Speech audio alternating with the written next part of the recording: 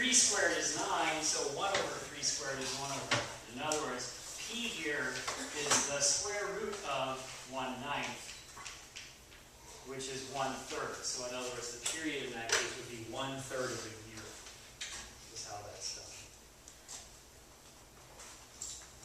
Makes sense? Okay? Any other questions about that? Yes?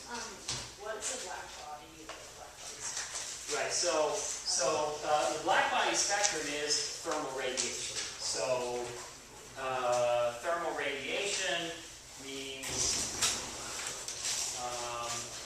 energy that's, or light that's given off because something has a temperature.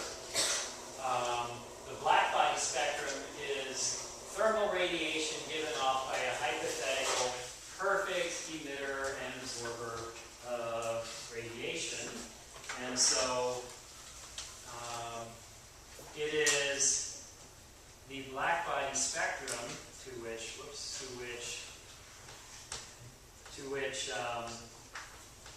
Wien's law and Stefan Boltzmann law apply. And then I'll go back to the right source here. There we go. What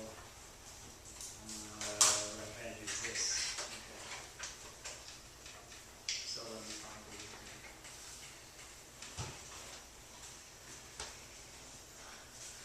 So these are examples of black body spectra, plots of brightness versus wavelength for different temperatures.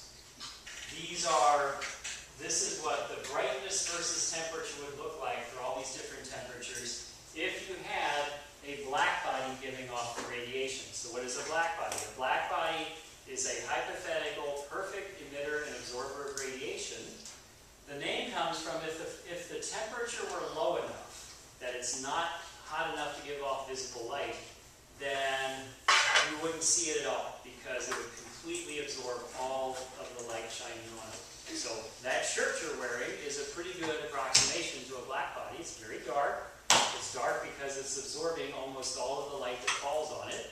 But if it were a true black body, it would be absorbing 100% of the light that falls on it. And as a result, I can see wrinkles in your shirt, but that's because a little bit of light is reflecting to my eye. If your shirt was a perfect black body, it would be like looking at a black hole. I wouldn't even be able to see wrinkles on it, and so forth. So that's what a black body is. It absorbs 100% of the light that falls on it, and it also emits light with a characteristic spectrum that only depends on its temperature. Well, here's that characteristic spectrum that only depends on the temperature. And there's no such thing as a true black body, but many things are decent approximations. So, for example, stars are a pretty good approximation of black bodies. They're not perfect because a black body doesn't have any absorption lines in its spectrum. Stars do. But if you ignore the absorption lines, the plot of brightness for a star versus wavelength looks pretty similar to one of these curves. Human bodies are not bad approximations to black bodies at infrared wavelengths. Not very good at visible wavelengths. We all reflect plenty of light at visible wavelengths. But at infrared wavelengths, we glow with something that would be pretty similar to this curve right here, as though we were an ideal black body. Even though none of this is ideal, we're a pretty good approximation in that part of the spectrum. Yes? Can we talk about energy levels, spectral lines, and ground state? Energy levels, spectral lines, and ground state. Okay, sure. Let's see.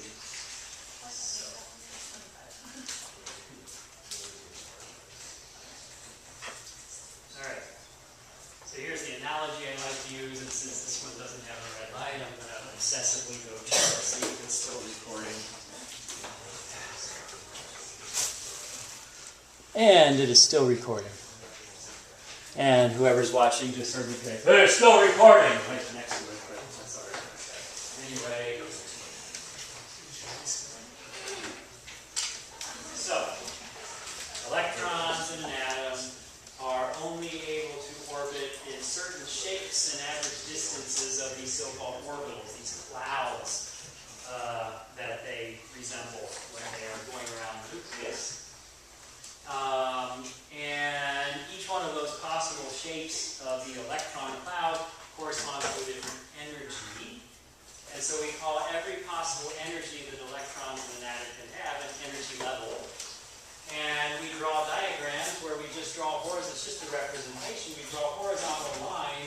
And the higher up the line is on the picture, the higher the energy is, and we make the distance between the lines depend on how much change in energy there is between the different energy levels. So here's an example of a hypothetical energy level diagram for some atom. So is that okay? All right. Ground state just means the lowest possible energy. The lowest energy level is called the ground state. By analogy with the fact that if I climb on this table, I have increased my gravitational potential energy. So here I am in an excited state. If there was something else to climb on, like I could, in principle, climb up on this thing, and in practice that would be fun, but probably not a good idea. I could be at a higher energy level up here, right? But now I'm on the ground. Can I get below the ground? Can I lower my gravitational potential energy? No, and that's why it's called the ground state, by analogy with that. The ground state is as low as you can go. And so, you can't go below that, that's the next. Did you want me to say more about like energy levels? How are spectral lines related? Oh yeah, how are spectral, right. So, spectral lines represent, so a spectral line is created by like one atom at a time. It's caused by many, many atoms doing it at the same time. The idea is that electrons are able to jump up and down between energy levels. And one way for them to do it, there's other ways. There's collisions can do this as well, for example. But one way for them to do that is by emitting and absorbing photons.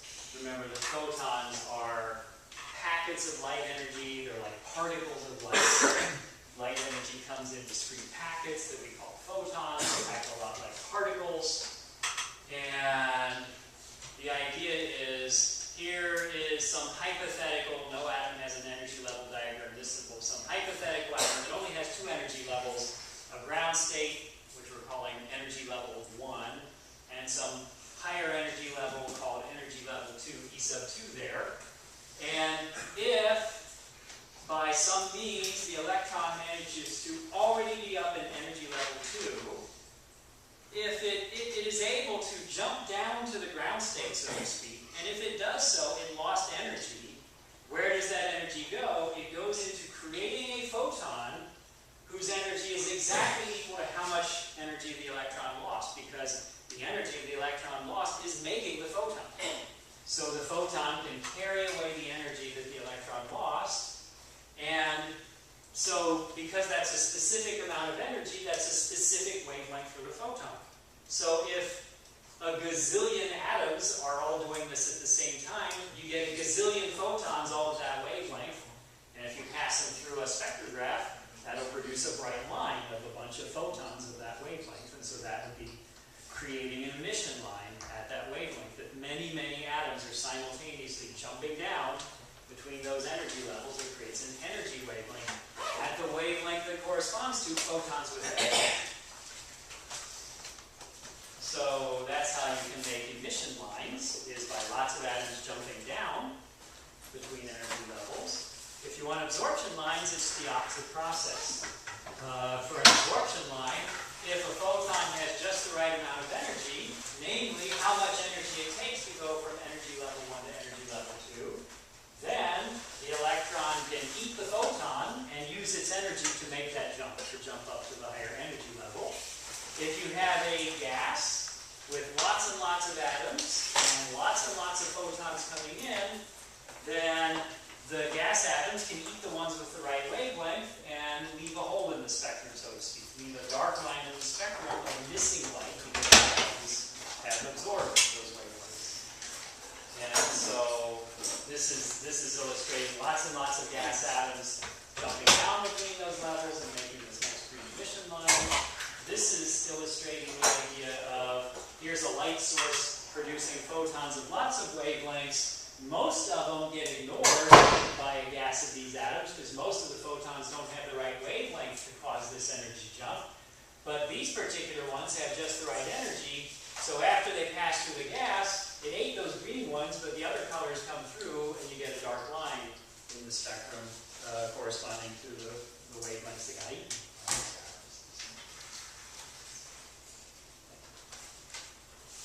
Can you explain?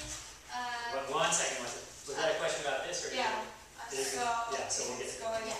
up in energy level, it creates an absorption line. So if it's jumping up, and many of them do it, one atom at a time ain't enough. But if many of them are jumping up, then you're creating absorption lines because you're eating photons, many photons that are causing those upward transitions. Yeah, so absorption lines are caused by atoms making upward transitions by eating photons. The emission lines are caused by many atoms making downward transitions by spitting out photons. So it's all a matter of are the atoms eating or spitting out, so to speak. And now, once again, it's time to obsessively check the camera. And we are still recording.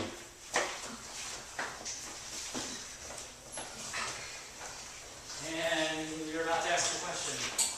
Yes, I am. Okay, so what's like the difference between like the primary, like what does the primary mirror lens do and then the eyepiece do? Yeah, so the primary mirror or lens, that's the one whose job is to gather light. So let me bring up the telescopes chapter here. So since most of the big telescopes in the row are reflectors, I'll use examples of reflectors for this. Once I find them, here we go. So here's some illustrations of some reflecting telescopes. So the primary mirror in a reflector is the one at the bottom of the telescope whose job is to gather lots of photons, gathering light. An eyepiece, its job is, when you're using an eyepiece, the job of the eyepiece is to magnify the image being formed by the objective. So with a telescope, you might switch out eyepieces, but the objective is the objective.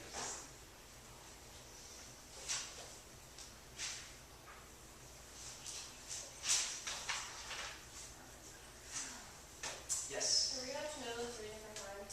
Nope. Okay. Sorry. It's okay. You're all right with that? Yes? I know that the UV telescopes, and I know the light must be placed at UV and X-ray, but I don't remember seeing the gamma telescope. So, right, okay, so I think if I'm interpreting it correctly, it's like, well, how come some telescopes need to be put in space, right? So, for gamma rays, no gamma rays make it to Earth's surface. And the atmosphere eats all of them. And that's a good thing because we wouldn't be here. I mean, gamma rays are deadly. So, if the sun's gamma rays were reaching the surface, life on Earth would be impossible. So you have to put gamma ray telescopes in space. X-ray telescopes, same deal. Ultraviolet telescopes, there are some near ultraviolet wavelengths. In other words, ones that are just a little bit shorter than the edge of the violet part of the visible spectrum. A little bit of that makes it to the ground, but most of it doesn't. So many ultraviolet telescopes need placed in the orbit. But yeah, it's the same idea. It's does the atmosphere absorb those wavelengths or not? There's only 2 wavelength ranges that easily make it all the way to the ground. What are they? Can you see the stars at night? Hint.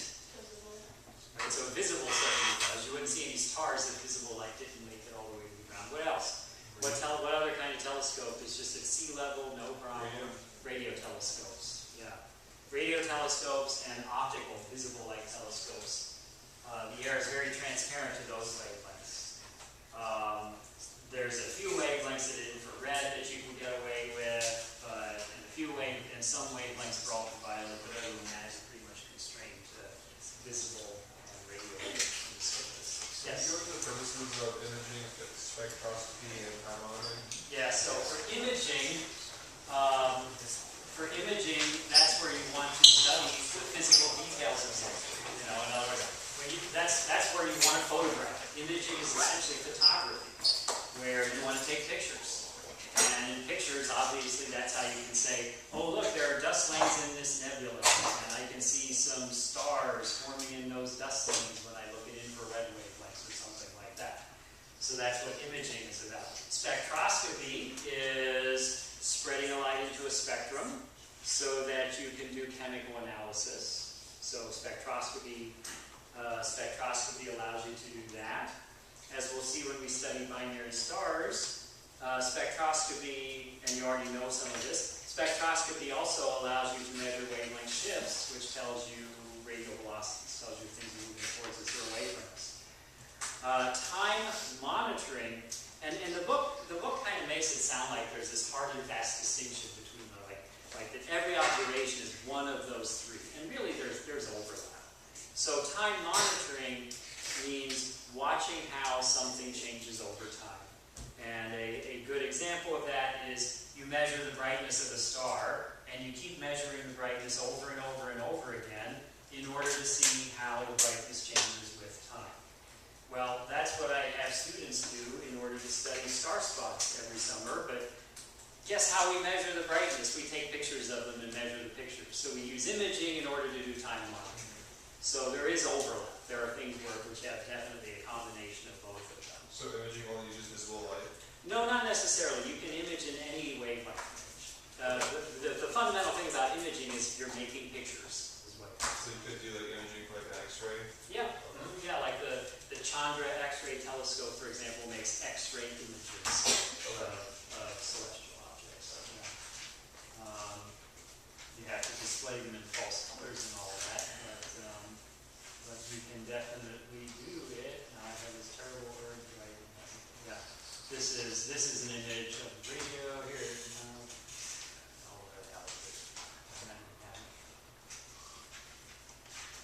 Yeah, there we go. This is an image from the Chandra X-ray Observatory orbiting Earth of what's called the Crab Nebula. This is an image in X-rays made by. So the visible light wouldn't be that color?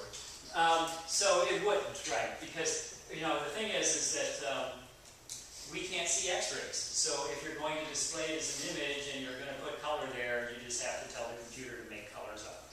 So you might color code it to mean like purple might be shorter wavelengths and red might be longer wavelengths of the X-rays, or purple might be brighter and red might be dimmer, or something like that. It's color coded. You do something like that. I'll get you in a minute, but yes. Yeah, so what's the difference between like those X-rays and the ones that we use they're all X-rays. Yeah. So, I mean, these might be different wavelengths than the ones that you would use on your hand or whatever, but they're in that same part of the electromagnetic spectrum. So how do they allow us to see like the image of our bones or something like that? Because human flesh is composed of atoms that have low atomic numbers, not that many protons and neutrons in the nucleus, whereas bone has calcium in it, which has a relatively higher atomic number. And it turns out that bones are relatively opaque to X-rays. They're able to stop them, whereas skin and muscle and so forth, X-rays are able to easily pass through them.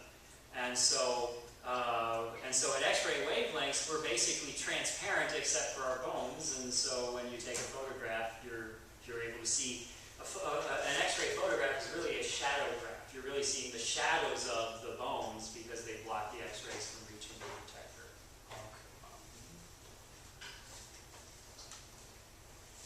Yes. This is simple. So can Keep talking when I check the camera. Okay. So, yeah.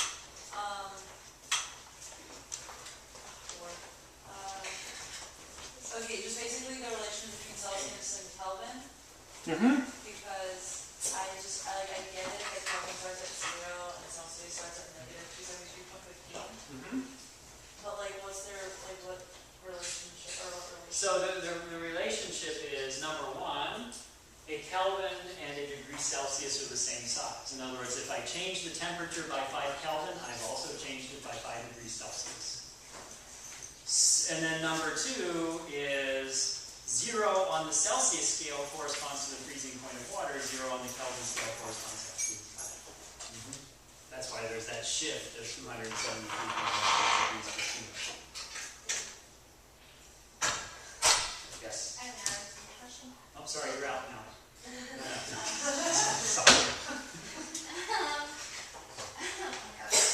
Okay, so That's my fault, sorry. I'm a terrible person. My wife agreed. Anyway, yes. what is a joule measure and what is a watt measure? So, right, okay, so what is a joule measure, what is a watt measure? Joules measure energy. So a joule is a measure of energy. It turns out to be, if I have a 2 kilogram mass and it's moving 1 meter per second, it'll have 1 joule of kinetic energy. Watts measure power. And in everyday language, we're often pretty sloppy about the difference between energy and power, but in physics, we're very precise about it. Power is energy per second. Power is the rate at which you're using energy. So in other words, 1 watt is 1 joule per second. So a 100 watt light bulb is using 100 joules of energy every second. Okay. So if there's 1 joule and that's using 1,000 watts. No, so you can't directly compare them. Okay. The idea is they have the same kind of relationship to one another that distance and speed do. Speed is a rate, it's distance per time. Okay. Power is a rate, it's energy per time. So you basically would have to multiply, if you have a certain power, a certain wattage, you have to multiply by the time to get how much energy you use, would be the idea. A 100 watt light bulb actually shining for 10 seconds uses 1,000 joules of energy. 100 times 10. Okay, thank you. I Yes? have 2 really small questions. Okay. Just, vectors, how would we like describe them, or what are they described? Yeah, so vectors have both size and direction, is what it comes down to. Usually direction and magnitude? Yeah, so magnitude means size, Okay. right? I was using kind of, so yeah, they have both magnitude, which is essentially how big is it, and they have direction, which way is it pointing. So vectors are things which have size, but they also point somewhere. And by size, I don't literally mean tall or small, I just mean bigness in the general sense. My other small second question is, the difference between like everyday English, and science, jargon, whatever, fact wasn't in like the chart in the book, so. Right, so yeah, it was on one of my slides, yeah. So it's on I have a presentation called The Science as a Way of Knowing. I've got 2 chapter 3 presentations. And the Science as a Way of Knowing one is the one that has the definition of fact in it. So I'll just go through all the slides and we'll find it eventually. Here's what a hypothesis has to do. Here's an idea. Here we go. Okay. Fact! Something that is observed to be true about the natural world, like the Earth orbits the Sun once a year, or if I jump off a cliff, it'll hurt, or it depends on how big the cliff is, I guess. But couldn't the Earth orbit the Sun once a year be a theory too? No, because we know that to be true. We've observed that Earth orbits the Sun. A theory is an explanation of a fact. So, for example, Newton's theory of gravity explains why the Earth orbits the Sun. The once a year part, you have to plug in the actual mass of the Earth and the mass of the Sun and the distance between them and all that. So yeah, the theories are the explanations. The facts are the things that the theories are explaining. So like when it comes to evolution, like it's both, right? It's both. We're using it we use the word evolution to refer both to a set of facts and to a theoretical description of those facts. Okay. So the facts are things like we can look at creatures' DNA. DNAs, we can sequence their DNA, and we can find systematic changes amongst species that are related to one another. Right. And we've got stratigraphy. The geological record has fossils at different levels. All this kind of stuff.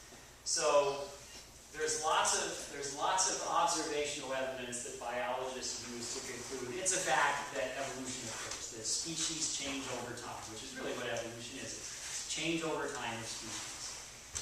The theory comes in when you say, okay, why does this happen?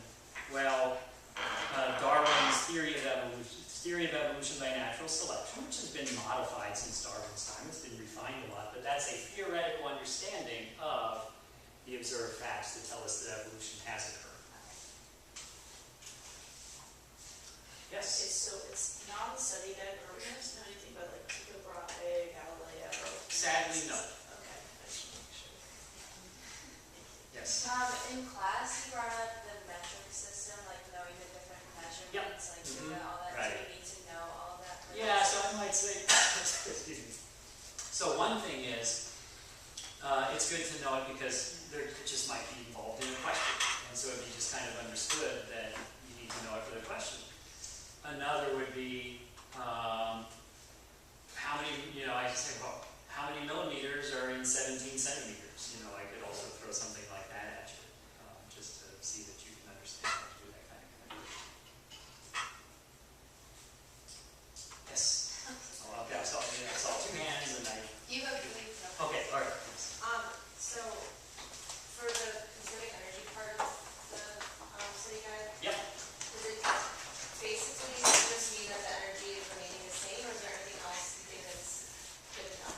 Yeah, conservation in physics means staying the same. So a conservative system is not one that's going to vote Republican. It's one where some quantity stays the same. Energy conservation means the total energy stays the same. It can be converted from one form into another, but the total amount of energy stays the same. That's really what I want you to That's understand. what I just got. Yep. Yes. Okay, so when it comes to vectors, does that only have to do with velocity because it's like? Nope, force is a vector, acceleration is a vector. Anything which has not only bigness, but also points somewhere is a vector. Force is point somewhere. There's a difference between pulling up on something and pushing down on something. Right. And that's reflected in the vector nature of the force. And Of then, forces. I understand the difference between theories and facts, but how does laws come into that? So laws are basically a law. There's do I even have it up? So roughly speaking, it's kind of a matter of convention. Where if we're really, really confident of a theory, we call it a law. Okay. So, but there are plenty of things which haven't managed to be called laws, but we're really, really confident of. So Newton's law of gravity is an example. So a law is basically something we often call a scientific principle that has been really well tested and passed a lot of tests. So it would be like theory, law, facts, not like. As a hierarchy, no. It's really, facts are on the ground floor. Facts are the stuff that you're trying to explain. Theories are explanations of facts. Laws are really well-tested theories. Okay. Or they can be, well, no, that's good. Yeah, laws are really well-tested theories. Yes? Can you go over the whole point on electromagnetic spectrum? The electromagnetic spectrum, yeah, okay, so, tell you what, since I'm not sure exactly which one you mean, let's do a bunch of slides and you can tell me which one you think is great. Why, they're all great, you know what I mean, like which one you're after here. Not that one, I'm guessing. I guess I was thinking more about the colors, I just mostly couldn't remember. Like this instance, like, Yeah, know the colors of the rainbow, their order from longest to shortest. oh, yeah, okay, right. So first of all, you got Roy G. Biv. Now this is a good one here because it doesn't have indigo in it. It just goes right from blue to violet. But Roy G. Right, red, orange, yellow, green, blue, violet. So really, Roy G. Biv, if you want to say it, you know. And so that's one thing. Just remember Roy G. Biv, red, orange, yellow, green, blue, violet. And remember that it's the red side that's the long wavelengths and it's the violet side that's the short wavelengths. And then Roy G. Biv is in order from longest to shortest wavelengths. And what's that magic range? The longest wavelengths, it's different from one person to another, but canonically the longest wavelengths humans can see is 700 nanometers. The shortest wavelengths humans can see are 400 nanometers. So 400 to 700 nanometers is the range of human vision. And the red side is the side approaching 700. The violet side is the side approaching 400. We're good, so good. So, Did you answer, why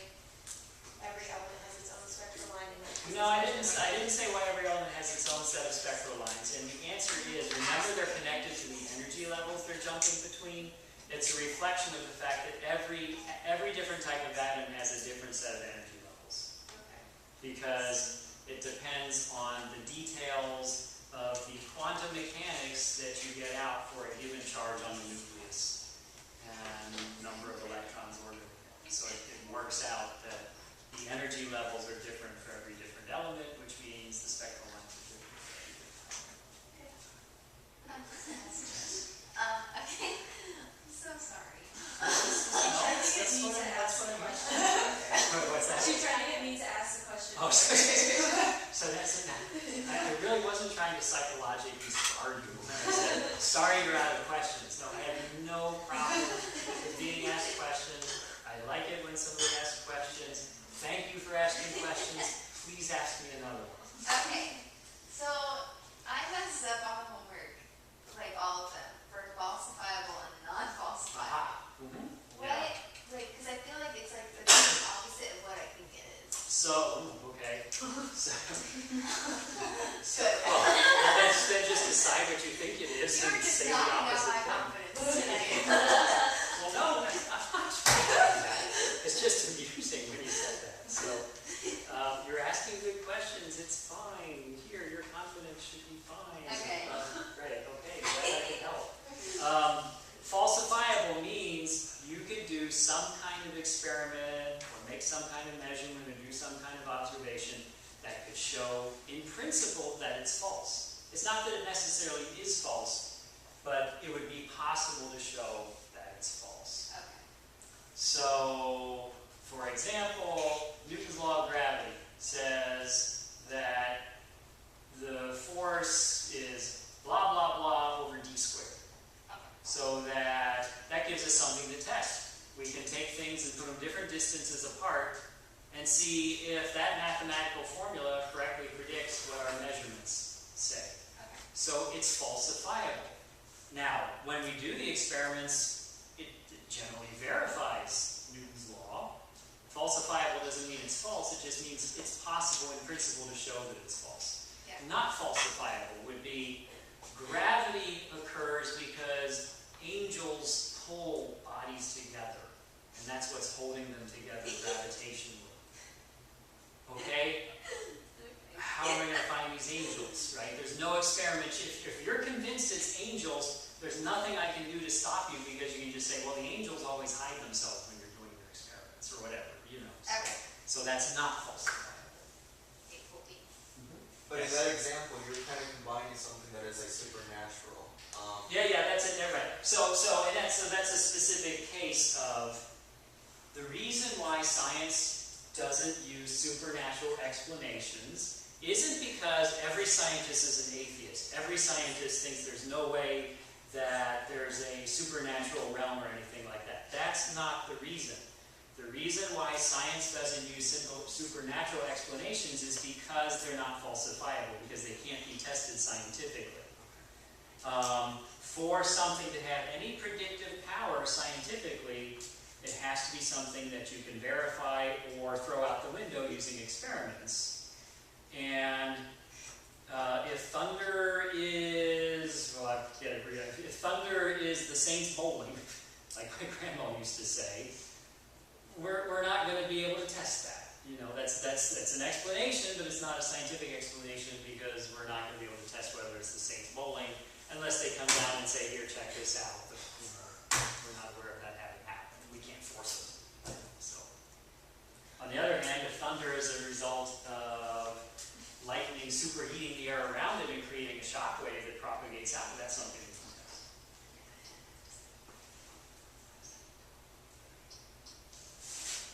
Go ahead. It's fine. Oh, other people have their hands up. No, I'm done. You're done?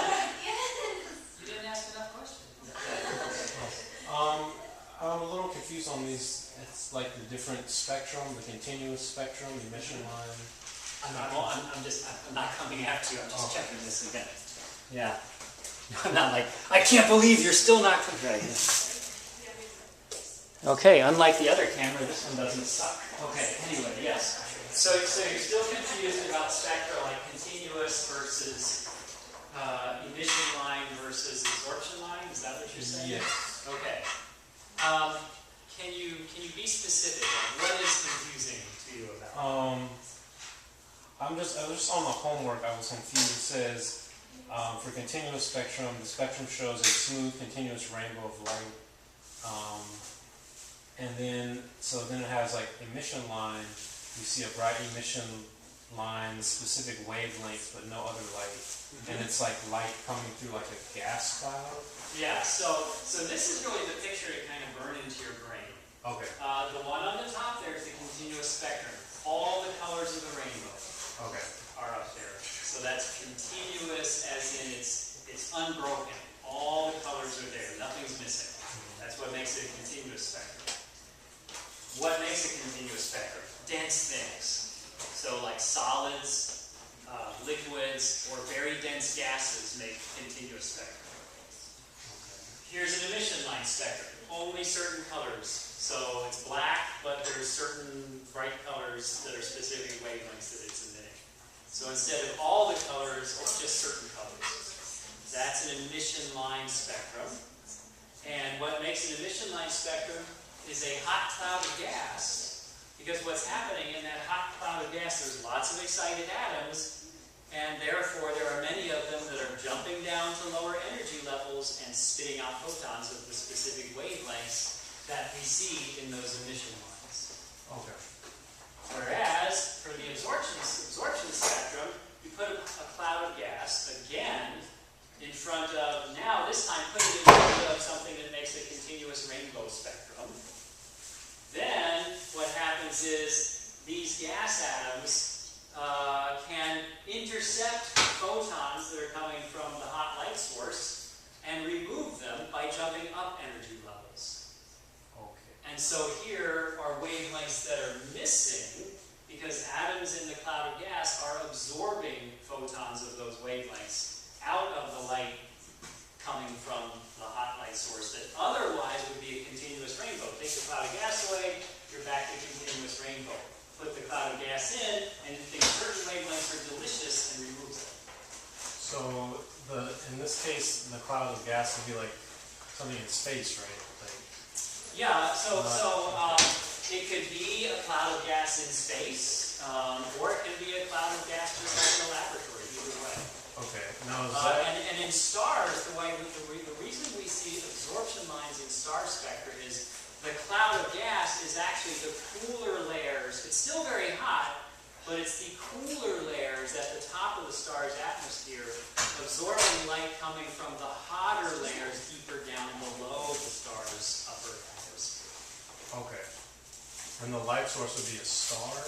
Usually? It can be many things. It could be like in this, it's just a light bulb filament here. Okay. But in an astronomical context, when we look at star spectra, we see absorption lines in their spectra. Thank you. You're very welcome. See you tomorrow. The continuous spectrum comes from the deep, hot, dense layers of the star. The absorption lines are removed from the light by the less dense, cooler, higher layers of the star. So the star is doing both, in other words. Deep layers of the star are serving as the hot light source. Cooler, upper layers of the star are serving as the cloud of gas in that case. So stars are one-stop shopping from that standpoint. Okay. Yes? I know this may be stupid, we just kind of went over this, but I still didn't understand it. Oh my The first part, the kilo, milli, whatever, We can go over that. how do you convert that? Well, so it's just knowing, for example, that kilo means 1,000. So a kilogram, for example, is 1,000 grams. So 7 kilograms is how many grams would be that sort of thing. So in other words, the best way to do that can be systematically because one can end up. Well, here, no, I don't know if I say that or not. But I mean, just to show